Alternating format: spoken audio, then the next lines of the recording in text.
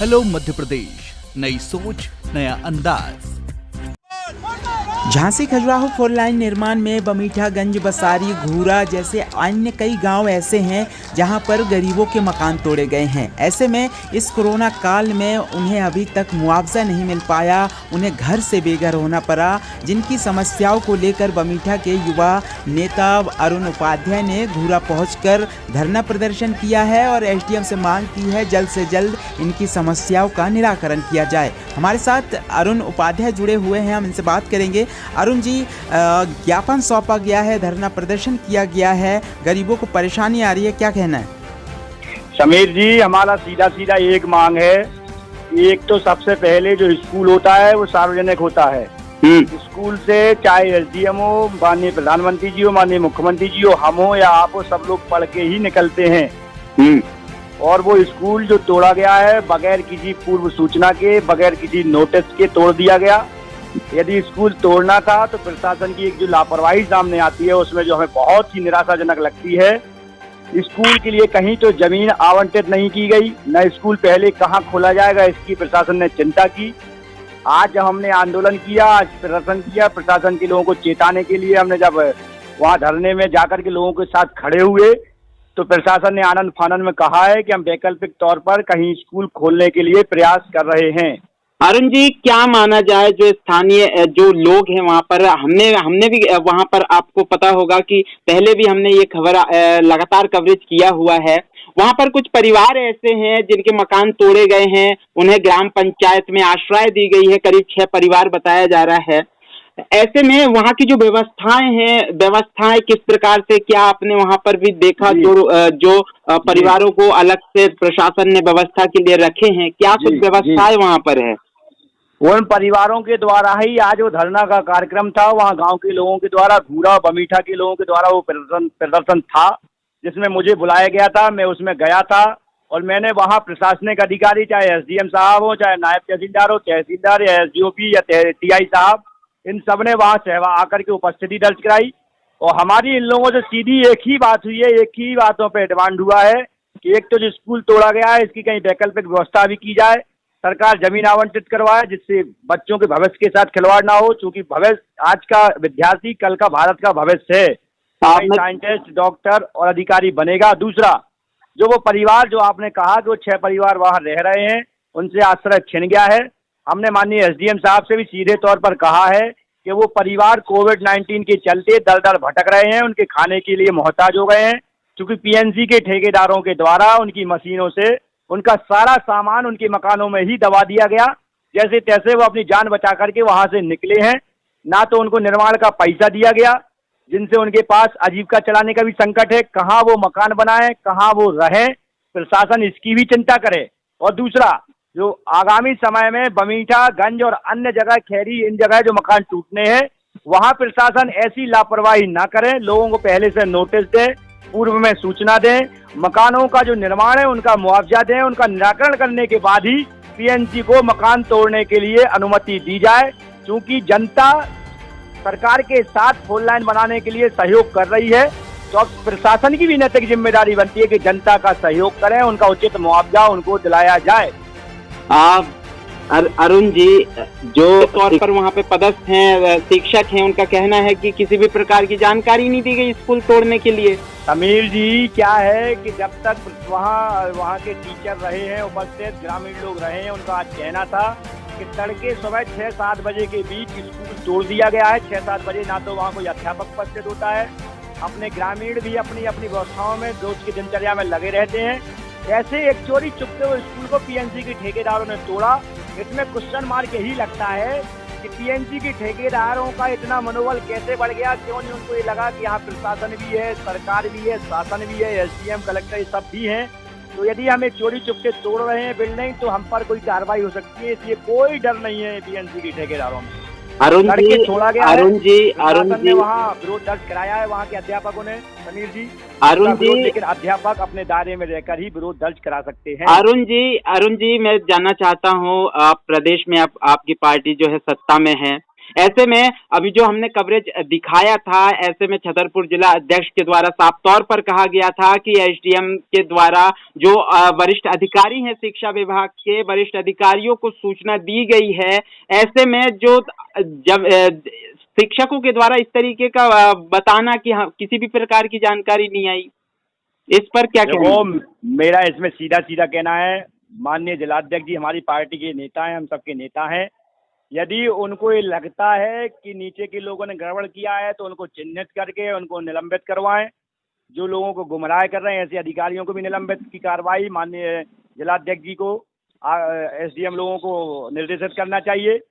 मुझे लगता है कि देखो, फिर मैं कहूँगा, आपने बताया कि जैसे जिलाध्यक्ष जी ने कहा, मैंने नहीं सुना उस विषय को, इसलिए आपके कथन के अनुसार यदि हमारे जिलाध्यक्ष जी ने कहा है, हमारी पार्टी के नेता हैं, उनके द्वारा जो बात कही गई है, मैं तो ये चाहूँगा कि जिलाध्यक्ष जी एक कदम और आगे बढ़ करके हमारे नेता हैं, मैं उनसे एक आग्रह करूँगा कि ऐसे अधिकारियों को कार्रवाई करने के लिए भी वो निर्देशित करें, जैसे इस तरीके गुमराह करने वाले अधिकारी कहीं स्थापित न रहें, तो जनता में सरकार के प्रति छवि खराब करने में लगे हुए हैं।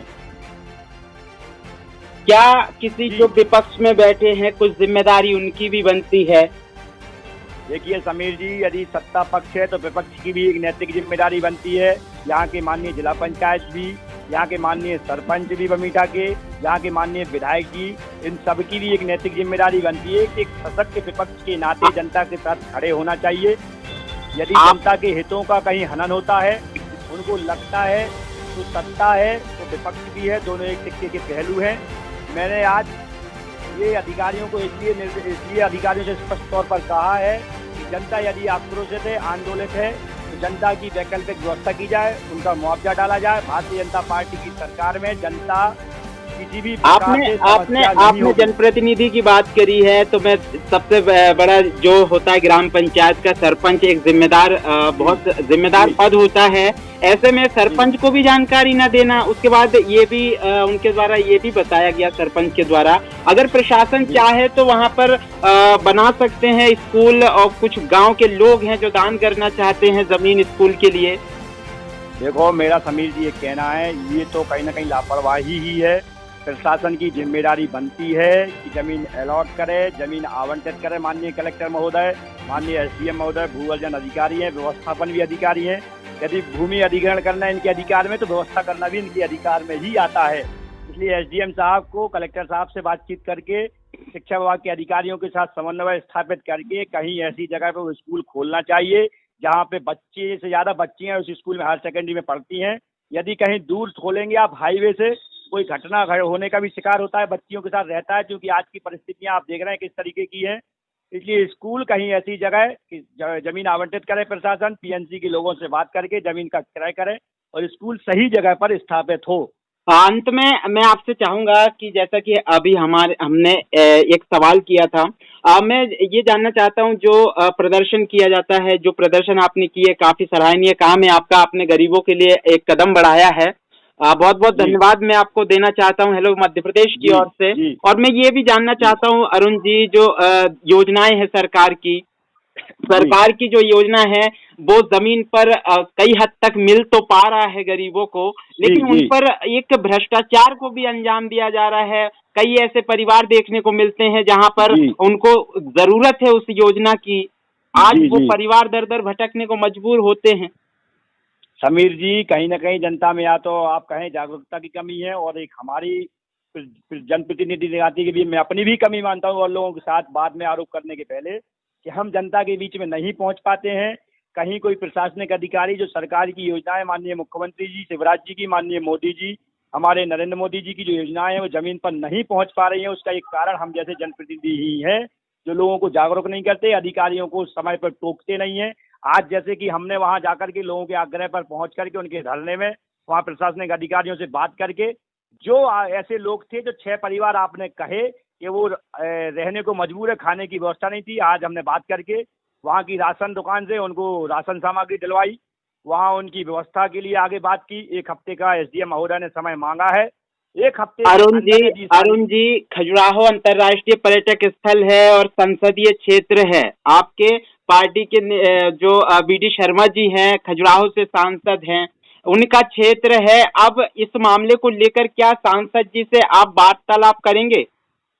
अभी मेरी माननीय सांसद जी से कोई बात नहीं हुई इस विषय पर। निश्चित तौर पर हमारे माननीय सांसद जी पार्टी के नेता हैं, हम सबके नेता हैं, वो गंभीर हैं गरीबों की समस्याओं को लेके, गरीबों को लेके, क्षेत्र की जनता को लेके। आप देखते रहते हैं लगातार वो सतत संपर्क में है। सतत कोविड-19 में भी उनके द्वारा रसोई योजनाएं चलाई गई, दान दिए गए हॉस्पिटलों को, मशीनें दान की गई, वेंटिलेटर। माननीय सांसद जी से निश्चित तौर पे आगे हम वार्तालाप करेंगे, उनके ध्यान में संज्ञान में विषय लाएंगे और हमें आशा है कि वो क्षेत्र की समस्याओं के लिए निश्चित तौर पे अधिकारियों को निर्देशित करेंगे और ऐसे उनके राज में जनता नहीं भटकेगी। हम सबकी भी नैतिक जिम्मेदारी है। माननीय सांसद जी के साथ साथ मीडिया बंधु के तौर पर मैं आपको हेलो मध्य प्रदेश को बहुत बहुत धन्यवाद देना चाहूँगा कि आपने ग्राउंड लेवल पर कवरेज करके लोगों की समस्याओं को समाज के बीच में लाने का काम किया। निश्चित तौर पे हम सबकी नैतिक जिम्मेदारी है माननीय सांसद जी के साथ साथ कि हमको ऐसे लोगों के खिलाफ, अधिकारियों के खिलाफ खड़े होना पड़ेगा जो जनता की योजनाओं को बट्टा लगाने का काम करते हैं। चलिए, बहुत बहुत धन्यवाद। हेलो मध्य प्रदेश के साथ जुड़े रहने के लिए कार्यकर्ता हैं, इनके द्वारा बमीठा में जो NHI के द्वारा ये मकान तोड़े गए हैं गरीबों के, ऐसे में देखने को मिल रहा है जो गरीब कई परिवार ऐसे हैं जो बेघर हो गए हैं इस कोरोना काल में। तो कहीं ना कहीं एक प्रश्न चिन्ह उठता है कि आखिर ऐसे एक तरफ सरकार कह रही है सोशल डिस्टेंसिंग बनाए रखें और दूसरी तरफ इस तरीके का कार्यवाही जो गरीबों को घर से बेघर करता है, और ऐसे में क्या सोशल डिस्टेंसिंग और कोरोना को किल किया जा सकता है? ये प्रदेश के मुख्यमंत्री ने एक अभियान भी चलाया हुआ है किल कोरोना का। क्या ऐसे में किल कोरोना के अभियान को पूरा किया जा सकता है? हेलो मध्य प्रदेश के साथ लगातार जुड़े रहें और हमारे चैनल को ज्यादा से ज्यादा सब्सक्राइब करें। धन्यवाद।